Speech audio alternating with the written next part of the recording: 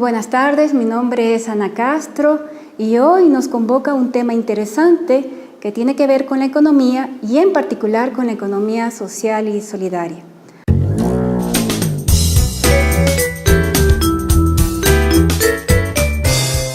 A manera de introducción, podemos decir que la economía es una ciencia social que estudia los procesos de producción, intercambio, distribución y consumo de bienes y servicios. Aunque esta definición no es específica con relación al tipo de sociedad en el que se estudian los procesos económicos, en general, cuando ustedes abran un libro de economía, se encontrará con una descripción detallada de los mecanismos económicos que rigen en una economía de mercado, en la que interactúan agentes racionales, de acuerdo, obviamente, a los principios occidentales de racionalidad. Es decir, me refiero a los relacionados con la maximización de los beneficios tanto materiales como individuales.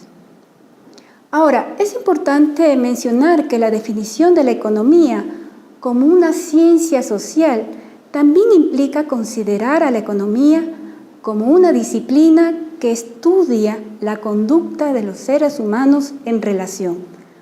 Obviamente entiendo que esta relación puede ser distinta de acuerdo al contexto cultural en el que se desenvuelven los seres humanos. Dicho en otras palabras, se entiende que la economía no es una ciencia exacta, como la física o las matemáticas, que permite enunciar conclusiones como leyes universales para todos, no, de ninguna manera. Por tanto, no son aplicables a todos los pueblos y a todos los contextos. Y es precisamente en esta necesidad de encontrar espacios en los que podamos estudiar los procesos antes mencionados, como los de producción, intercambio, distribución y consumo de bienes y servicios, es que nos referimos a contextos en donde no rige total o únicamente la economía occidental de mercado. Esto ha dado lugar a la creación de una rama de la antropología llamada la antropología económica. Y bien, ahora, ¿qué es la antropología económica? Pues son una serie de procesos económicos que suceden generalmente en contextos locales, que tienen lógicas racionales muy distintas a las descritas en los modelos de economía de mercado de tipo occidental y que son determinantes en la reproducción de una sociedad con su propia identidad y con su propia cultura. Por otra parte, vale recordar que la economía occidental de mercado basa su funcionamiento en principios éticos y valores occidentales del bienestar, de libertad y de felicidad individual, que no necesariamente incorporan valores de solidaridad, armonía con el medio ambiente y de un desarrollo con equidad.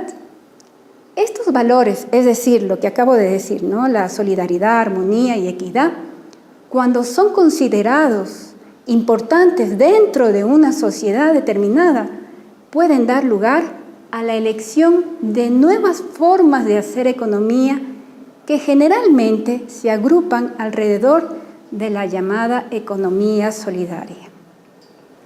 Muy bien, con este preámbulo pretendo contextualizar el marco en el que dialogaremos sobre algunos elementos teóricos referidos a la economía social y solidaria. Veamos, pues, algunas aproximaciones conceptuales. Según Luis Rasetto Migliario, sociólogo chileno-italiano, él desarrolla el concepto de economía solidaria e identifica a la economía solidaria como un sector económico y explora las lógicas de funcionamiento en la construcción del concepto del factor C. ¿Pero qué es esto del factor C? Miren, esto es muy importante. Tiene relación con la colaboración, la asociatividad, la comunidad y la acción solidaria, como un nuevo factor económico que crea y actúa en los procesos económicos.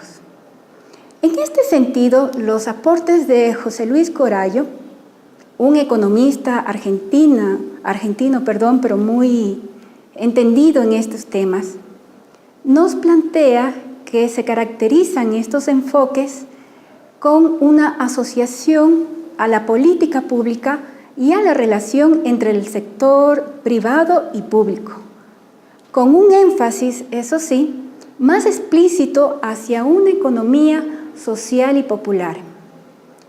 Mientras que Pablo Guerra, sociólogo uruguayo, enfatiza los procesos vinculados a las redes sociales y de colectivos comprometidos en la construcción de la economía solidaria.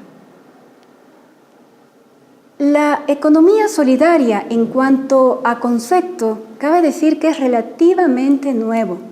Según Gonzalo Silva, sociólogo chileno, desde hace aproximadamente 25 años se viene teorizando sobre el tema.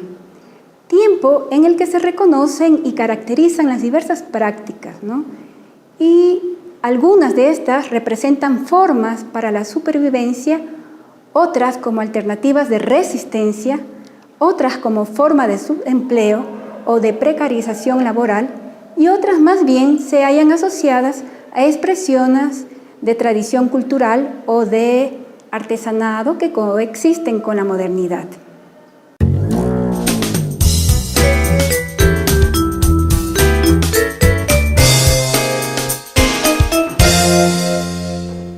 Al intentar explicar estas prácticas económicas desde la teoría clásica, nos encontramos con un vacío y la necesidad de enfoques nuevos que den cuenta de su propia racionalidad. Enfoques como los de Corallo, ya lo habíamos mencionado, y me gustaría un poco comentarles de dónde vienen y qué hacen estos autores, porque es muy importante que ustedes los conozcan. Corallo es un investigador docente de sistemas económicos urbanos en el Instituto del Conurbano y director académico de la maestría en Economía Social. Luego está Raceto, magíster en Sociología de nacionalidad chilena e italiana, quien ha dedicado gran parte de su trabajo a la asesoría y a la capacitación de las organizaciones de economía solidaria, microempresas, programas de desarrollo local y afines. Luego tenemos a Guerra, profesor en economía solidaria y ha actuado en diversos países de Latinoamérica. Sus investigaciones sobre trabajo y economía solidaria han generado el interés de diversas universidades y organizaciones sociales. Y finalmente tenemos a Gonzalo Silva, un sociólogo chileno muy interesante y muy comprometido con procesos solidarios, y fue docente en la Universidad Politécnica Salesiana de Quito.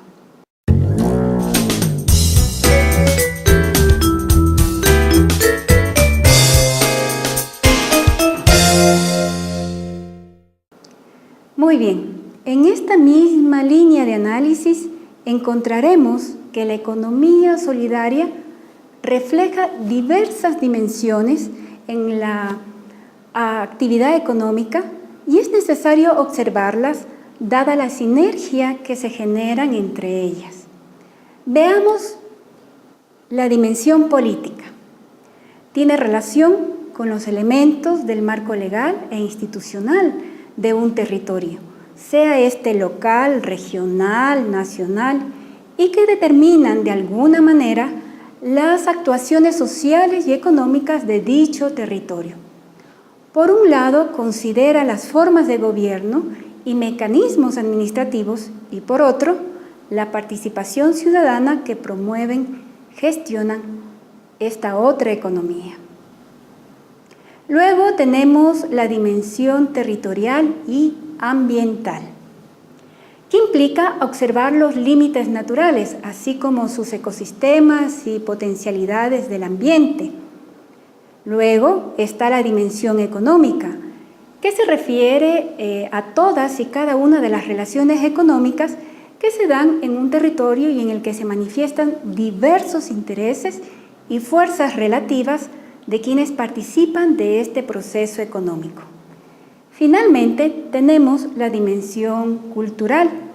Se refiere a identidad de los grupos o comunidades y su capacidad de generar diálogos con otras culturas. Esto es muy importante. Quizá es uno de los componentes más característicos de las experiencias solidarias.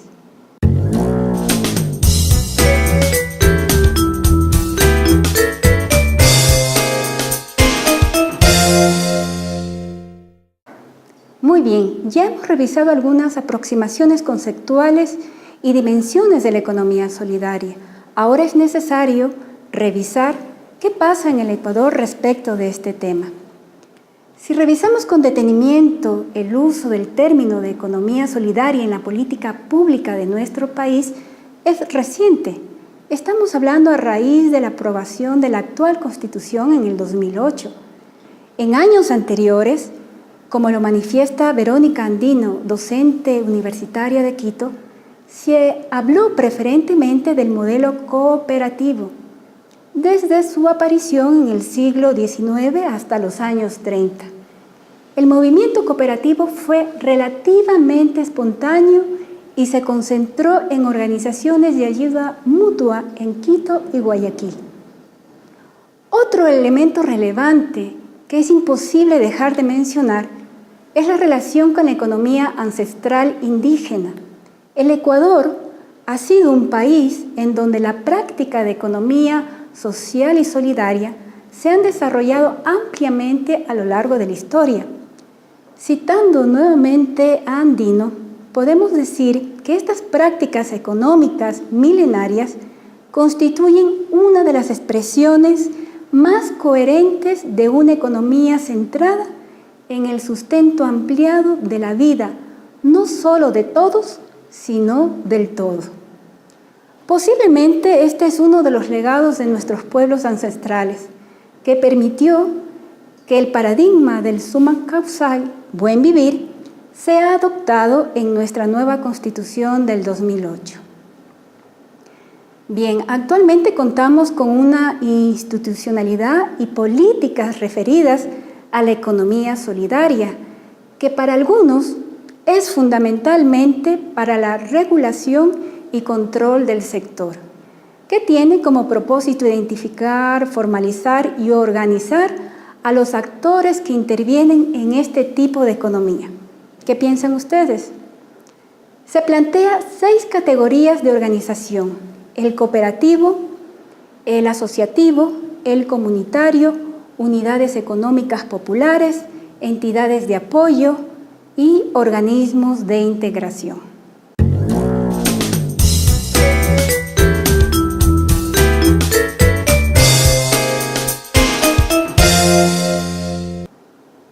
Los temas son muy amplios para ser tratados, que precisarían muchísimo más tiempo. Sin embargo, hemos intentado ubicar algunos aspectos que a nuestro juicio pueden ser fundamentales en el estudio, en la investigación, en el análisis de estos temas. Ahora les invito a recapitular lo que hemos visto en el transcurso de esta tarde. En la tesis de la economía solidaria, que además son recogidas por los teóricos de la economía a escala humana, el bienestar se relaciona a las necesidades de los seres humanos que van más allá de las necesidades materiales y de consumo. Las necesidades son de subsistencia, de protección, de afecto, de entendimiento, de participación, de ocio, de recreación, de identidad y de libertad. Según estos autores, la obtención de estas necesidades se hace por medio de satisfactores que no pueden todos ser generados por el mercado. La familia y la comunidad se convierten en fuentes de satisfacción de algunas de estas necesidades de forma mucho más efectiva que el mercado. Sus tesis también permiten una relatividad cultural, puesto que asumen que aunque las necesidades tienen un carácter universal, sus satisfactores o los medios para satisfacerlos pueden variar considerablemente de una sociedad a otra. Como pueden ver, referirse a la economía solidaria supone un amplio y sostenido diálogo, debate y consenso. En este punto, no sé si ustedes coincidan conmigo, sería interesante estudiar, por ejemplo, cómo la economía solidaria se expresa en la nueva matriz productiva propuesta por el gobierno ecuatoriano, o si existen o no contradicción entre lo planteado por esta nueva institucionalidad y la aplicación del paradigma del summa causae. Estas y otras inquietudes queremos sean la motivación para seguir generando diálogos que permitan una construcción más colectiva de temas que nos atañen a todos y a todas. Bueno, pues también quisiera compartir cierta bibliografía que seguramente será de utilidad.